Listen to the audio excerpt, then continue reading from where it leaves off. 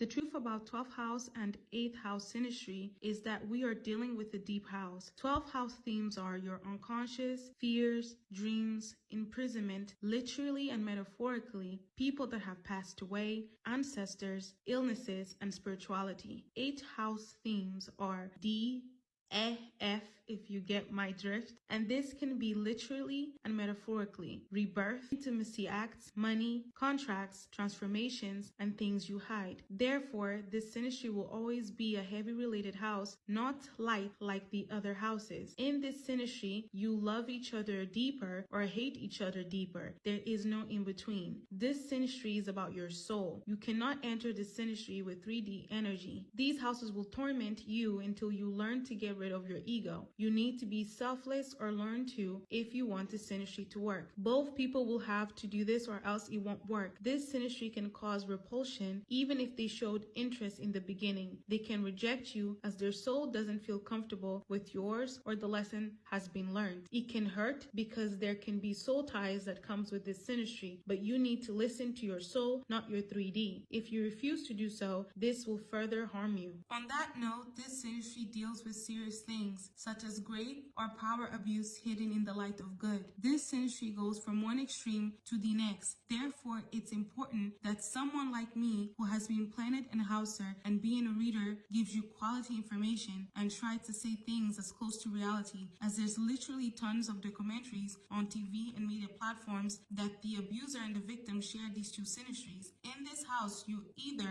turn the flames into warmth or have the courage to walk out. As in this synastry, triggers will be brought out even if they are small to better or destroy you. But you need to be the one that decides which result you want for yourself. No matter what, a decision will have to be made. Astrology is on the 11th house. It reflects society. Therefore, 12th house and 8th house are areas in our lives that everyone can relate, as the themes they have help us grow and be powerful, but also that it can bring a lot of work and pain. And yes, the popular question. From observation, planet recognizes Hauser first, stimulating the Hauser. After this, Hauser feels more. Then the cat and mouse begins. Planet feels more. Then it goes back to Hauser. No matter what happens next, Hauser is usually the one most affected, as planet person soon or later moves on, even if it's difficult to do so. In general, it's important to check your chart or any other synastries that will make these houses easier for you to deal with, or get a composite reading. When I do these readings, then I can be more specific to your synastry with this person and clarify